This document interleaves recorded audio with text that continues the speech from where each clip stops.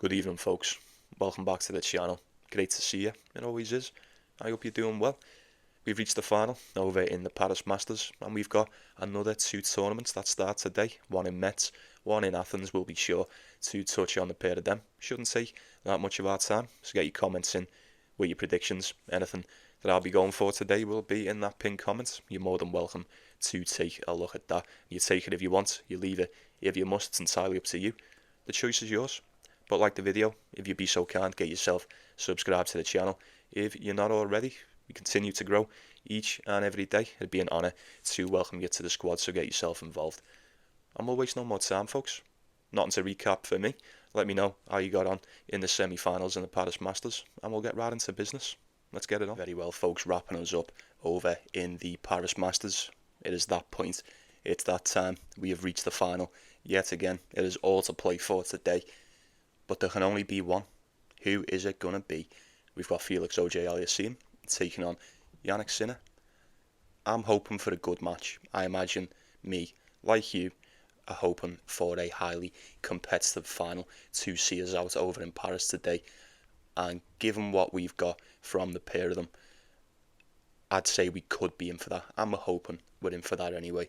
Felix Auger Aliassime, he's been fantastic. Not only in the Paris Masters, pretty much, ever since the US Open roundabout, it seems like, come the US Open, Felix Auger Aliassime said to himself, I think I want to play in the finals. I think I want to play some finals this year. And he really meant it as well. The effort that this lad has put in the past few months, you've got to applaud it. You've got to tip of the cap. We haven't given one of them in a week or two. But I mean, come on, semi-finals, US Open, that's to play Jannik Sinner. Quarterfinals in Shanghai, beat by Rinderknech. If you're going to get beat by anyone, it would have been him or Vachereau. Took the title in Brussels, pulled out against Jaume Munar over in Switzerland due to injury. Say due to injury, precaution for the Paris Masters. More on the line, much more to play for. Commissania, Alexander Muller, Daniel Altmaier, Valentin Vachereau, Alexander Bublik, 5 in a row. Smoked them all, fantastic. And to my surprise, it's gotten easier. It's gotten easier. I thought he was just going to dust the first three. Maybe not Daniel Altmaier, but Commissania, Alexander Muller, thought it was done for him. And he really struggled. In hindsight, it's not personal. Don't want to take anything away from the opponents, but could you make an argument that Felix kind of knows he's going to beat these people? He doesn't really need to go all out, but I don't really know why. I've got something in my eye. Fuck. I'm blind. I'd say, you see people saying, he doesn't really need to go all out against the likes of them, but you're not going to make it hard for yourself if you don't need it to.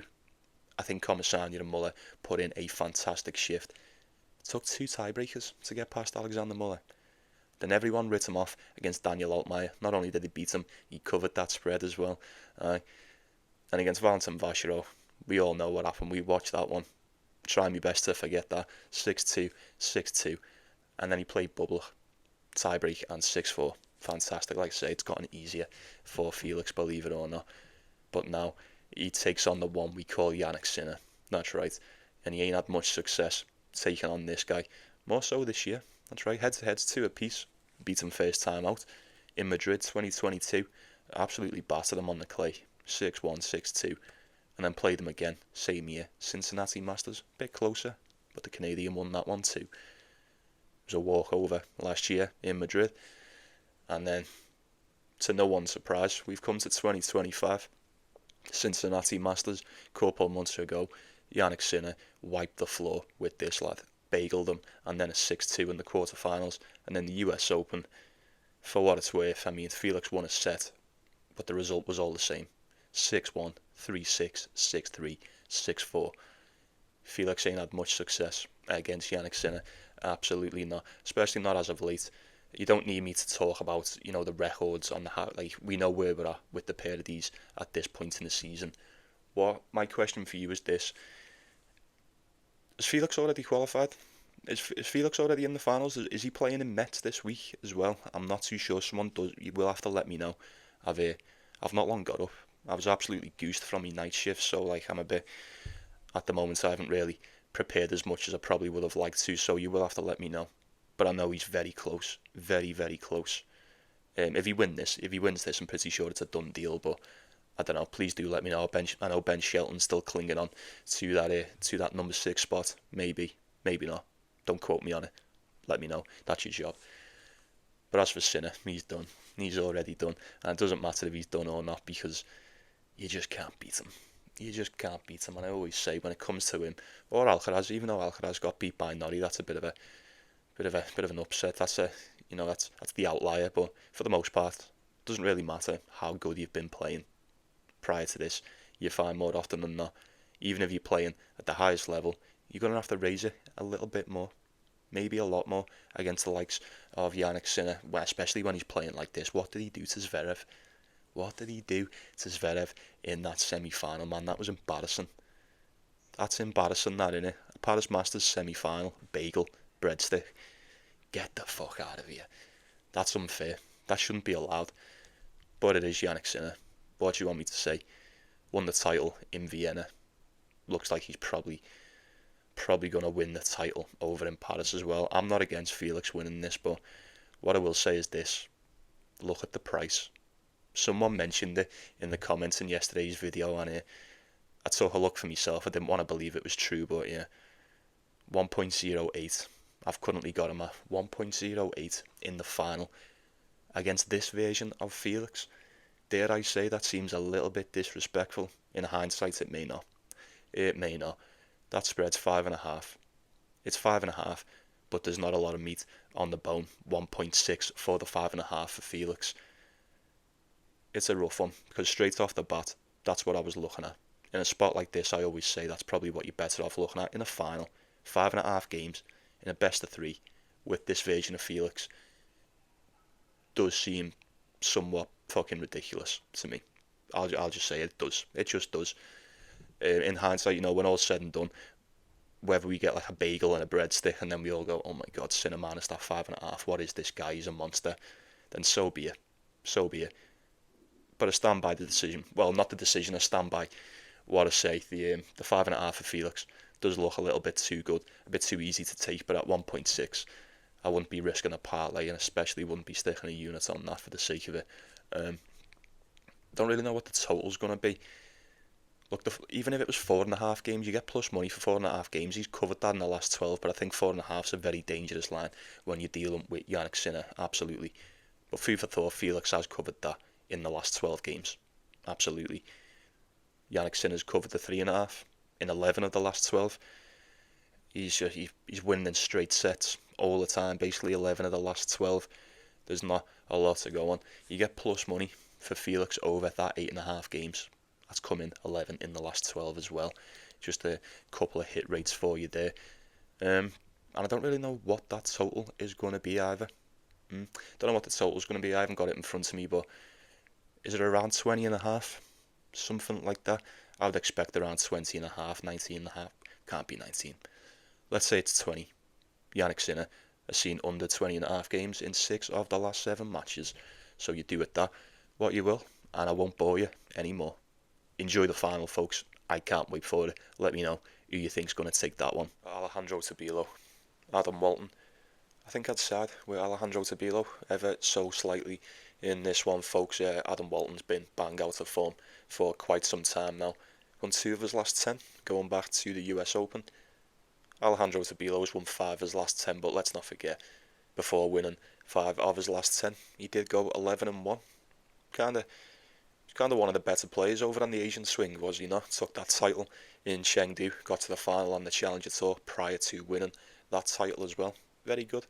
3-game losing streak for the pair of them at the moment. Tabilo went back down to the Challenger Tour after the Shanghai Masters, got to the quarterfinals, and then Carreño Busta beat him in 3. And then coming over to the indoor hard court, played Bublik in Vienna. Didn't give him much of a chance in that, it's alright. But then went back down to the Challenger Tour and got beat by Radesh in straight sets. Cause for concern? Maybe. Maybe not. I mean, at this point in the season, what do we really expect from the pair of these? Like I said at the start, I wouldn't pick it with a lot of conviction. I just believe Tabilo has been the better player the past couple of months. There's been nothing to suggest Adam Walton's just going to turn this one round in this one today. 2.6 is the price for the Australian. Don't think it's that bad. Tabilo at 1.5, maybe a bit sweeter as a nice little parlay piece today, so we shall move on to Nuno Borges. And, well, I'm not even going to attempt to pronounce this guy's last name, just out of respect. I'll wait and see what the umpire says, but the Greek one, you know what I'm on about. Would you have to go with Nuno Borges? I'm looking at these odds and I am absolutely disgusted in this 1.17 for Nuno Borges. This is like Djokovic prices. What is going on? Is that how this one's going to go, really? I won't sit here and pretend that I know quite a lot about this other lad. I'm not going to lie to you folks. I mean, I know who he is. I haven't had my eye on him. Kind of just see him popping up in the fixtures every now and then. Don't really pay too much attention. From what I've gathered, seems like a shit-hot ITF player. Started the season off in the futures, smoking everyone. Come on to the Challenger Tour, doing just as good. And then I think he went back down to the ITF, didn't he? Not that long ago, yeah. Prior to this, got to the final on the ITF as well. So he seems to be a fantastic ITF player. A somewhat fairly decent Challenger player too. When it comes to the main draw, maybe not so much. There's a lot of unknown around this guy for me personally. I mean, when I say when it comes to the main draw, most importantly, when it comes to a top 50 player, which Nuno Borges is, I think he's had a fairly decent season. Nuno Borges, I mean, 31 and 32. It's a negative record, it's not too great. Hard court, 17 and 14. He's had some decent wins, puts in some decent performances when he decides to. Is it just as easy as he's too much for this guy? Oh, these have played each other before on the ITF 2021. Nuno Borges absolutely battered them 6-2, 6-1. And then I think these have most definitely had two different career paths, haven't they, by the looks of it. Then again, this lad's very young. This guy is very young indeed. 2004. I don't know. How young was he then? Oh, fucking hell. Doesn't even matter. It's irrelevant. It was, 4 years ago. I just don't like the price for Nuno Borges. Straight off the bat. I'm not even going to waste a lot of time. If this was any other match, we probably wouldn't bother with it at all. Dog on the spread? No. I don't know too much about him. Usually we'd say with the big dog, you'd take the big spread. Food for thought. It is the home dog. The home dog, he will have that crowd cheering him on in this one. Will it be enough to get X amount of games out of this guy today on that spread? Maybe. But what I will say is this. If you don't take him today and he turns up and he looks fantastic, now I haven't checked out the draw. I'm always very reluctant to take these guys the deeper into the tournament. They seem to shine very early days, especially in the home tournaments. Just food for thought. I'll keep my eye on it, but at Nuno Borges at 1.17, I would have to say no to that, unfortunately. And then the last one over in Greece is going to be Alexei Popyrin and Sebastian Korda. This doesn't really fill me full of excitement, if I'm being honest with you. Not that excited to watch this one. Don't really fancy spending me Monday afternoon watching Sebastian Korda and Alexei Popyrin. I'm going to do it. I don't know why, but I suppose I've got it right. Head-to-heads 3-1 to Sebastian Korda. Most recently we've seen this in Stockholm. Not that long ago. It was fairly recently as well, over in Sweden. After dropping that first set in a tiebreaker, Sebastian Korda discovered whatever he found. And then he just fucking throttled him, didn't he? 6-1, 6-3. I think Sebastian Korda will be seeking more of the same in this one today. As for Alexei Popyrin, I mean, I don't expect anything. We've only got a couple weeks left, and then we're done for this season. I think it's rather safe to say, and I mean it with no disrespect, Alexei Popyrin's been shit this season. He's been quite shit, and I imagine he would admit that himself. Sebastian Korda ain't been much better, 21 and 17, but struggled with fitness. He's really struggled to get back to where he thinks he should be, or let's say where we think he should be, rather. Alexei Popyrin, I expected more. 21 and 17 from Korda's quite decent, but it's not really Korda numbers. 18 and 24 from Popyrin. No, I'm sorry. But after last year and the year before, that's not good enough. That is nowhere near good enough. 7 and 10 on the hard court, 0 and 4 indoors. Done somewhat decent on the clay, if you can even say that. 9 and 6, 2 and 4 on the grass. Struggling. I don't know why he struggled so much on the hard court surface this season. It's beyond me. It really is. You just can't trust him. I've seen nothing. I've been saying it all year, and it looks like we're going to finish the season saying the same thing. There's been absolutely nothing from Aliassime Popyrin in any match to suggest he's going to hit some sort of level or find some sort of form. And I'll be damned if he's going to do it now, with what is essentially one tournament left for him, one or two. I don't know, but yeah, things need to change. Things need to change for Aliassime Popyrin, and at least with Sebastian Korda, we can identify the problem. We're able to identify the problem, whether it's the fitness or whatever, but he's just, and it kills me to say it, but dare I say, he's a little bit more trustworthy on the hard court than Aliassime Popyrin. I'm not saying that with a lot of conviction as well, but for what it's worth, I would have to lean with the American just getting that one done once again. And that's going to do us. Over in Greece, we will hop on over to Metz really quick. There's not a lot going on in these two for the first round. We're still getting through qualifying, I think, so not going to waste too much time. Cazaux, Adrian Mannarino. Kind of looking forward to it, not going to lie. Over in France as well, this has potential, it really does. Head-to-heads one apiece. Mannarino beat him on the grass in Nottingham this year as well, 6-4, 6-3, first round, easy. And then 2021 in Geneva on the clay, tough match, 3 sets, Cazaux. How's he gonna get on now? Now, for what it's worth, I think as of late, Cazaux has probably been in better form. I think we can say that did take that title on the Challenger Tour before coming indoors. We went 1 and 2, first round exit in Kazakhstan. That game against Mochizuki, that was the revenge spot for Mochizuki. He turned up and pummeled him. And then he kind of done what we thought he was going to do over in Paris, didn't he? We took him against Darderi. Bit close for comfort, but he managed to see that one through. And then we took him to get beat by Davidovich Fokina, and that's exactly what happened. So, no complaints for me. It's not bad, but it's not great. But as for Mannarino, he hasn't even qualified for either of these indoor tournaments, man. Remy Batola bullied Mannarino, and that does concern me. That does concern me quite a bit. Yannick Hanfman bullied him as well. I'm not that bothered about that one, as opposed to the first one over in Switzerland against Batola. That's quite worrying. I think over on the grass, as Mannarino run his course, are we at that point? We are back in France. So he may be a little bit more inspired to perform in this one, but it seems to me over the grass season, or look at the grass campaign rather, prior to that US Open, leading up to the US Open, then a little bit afterwards, Mannarino was fantastic, somewhat untouchable. As of late, not so much. Since the US Open, he qualified for Beijing, had to play Alexander Bublik, didn't stand much of a chance. In the next one against Musetti though, got to the round of 16 rather, and then got beat by Musetti. Second round exit in Shanghai, had to play Cerundolo in the second round. 2 tiebreakers, it was close, just not enough. And then, like I said, the last 2, very snide qualifying performances from Mannarino. A little bit of a worry. Cazaux, I kind of know what I'm going to get. Just based on what we've seen in Paris, I think we can get, well, at least expect more of the same on this one today. Courts do play a bit differently over here, so always does make it a bit more interesting. I'm seeing Cazaux around 1.5. 1.45 rather, quite a big favourite.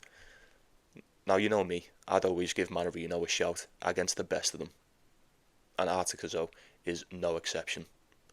But at this point in the season, like I said at the start, it's going to be kind of a reoccurring theme for these 2 tournaments in it, because there's not much on the line really.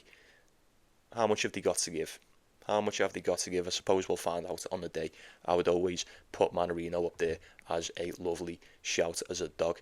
2.6 for Mannarino, take him on the spread, take him for a set.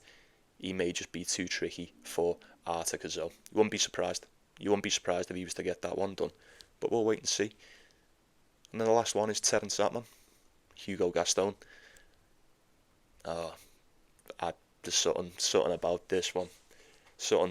Something stinks in the garden. I don't know what it is, but Hugo Gaston is quite a big favourite in this. And for the first time all year, or for the first time in I don't know how long, I would have to agree with that. I would have to agree with that. Terence Atmane's on a 4-game losing streak. 4-game losing streak's kind of fizzled out for this guy now, I think. Got beat by Yannick Sinner in Beijing. No shame in that. Ever since Beijing, that performance against Ugo Carabelli when he pulled out, it is what it is. But ever since that, coming indoors, didn't qualify for Vienna. Kenzie McDonald beat him, and then he failed to qualify. He got beat in the first round in the Paris Masters by Alexander Vukic, and he had the chance to win that. It looked like he was going to lose, then it looked like he was going to win, and then he lost it again. Disappointing. Not looking the best. 4 in a row. Hugo Gaston, on the other hand, I don't know what's going on with this guy. He's just won a title over on the Challenger Tour, a fairly decent title as well, and even prior to winning the title, got to a final on the Challenger Tour as well. When it's come to the indoor hard court, I haven't seen Hugo Gaston play this good in years. It feels like, maybe not years, but most definitely last season. 14-3 indoors. That's alright. 14-3 indoors. 9-12 on the hard court, 6-14, 29-30 overall. That indoor run has really saved this season, no doubt. Terence Atmane 34-30 rather. 28-17 on the hard court. 1-5 indoors. 1-5 indoors, coming up against the blazing hot in form Hugo Gaston. Now, I don't really bother with the Hugo Gaston matches. It used to be him and Corentin Moutet, for those that have been on the channel for quite some time, but Corentin Moutet has most definitely redeemed himself in my eyes. I think Hugo Gaston's still got some work to do, but what I will say is this: he is a really good tennis player. He is a very, very good tennis player. For those that watch the games, you don't need me to tell you, this guy is a nightmare to play against. In the same regard as what we would probably hold at Corentin Moutet. He's got it all. He's got all the tricks in the bag. There's been a couple of seasons where we've had him on the clay, and he's been hard work. He usually is. He knows how to play against the majority of them. Terence Atmane, can I trust it?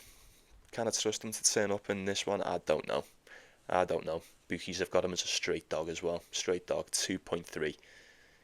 It's kind of difficult to deny the form of Hugo Gaston at the moment, folks. It really is. I don't think I'm going to be going with it. But at 1.6, you get it around 1.7 on the exchange. I'd be very tempted. But I've went all season without touching Hugo Gaston. I'd be damned if I'm going to take him in this last tournament and just give him the opportunity to ruin my day. I'm not going to do it. I'm okay. I'll put 1 unit on a bit of patience on this one, but I would lean towards him. He's playing too good. Terence Atmane doesn't seem to be playing that good at all at the moment, folks. That shall do us. Another day in the bag. Another tournament in the bag. We are most definitely in the home stretch now. We're nearly done for the season, and what a season it has been. But thanks for stopping by. I appreciate each and every one of you. You know that. Thanks for watching the show. Like and subscribe before you go, and I'd appreciate that too. But one last time for the Paris Masters, folks, as always, it's been an absolute pleasure.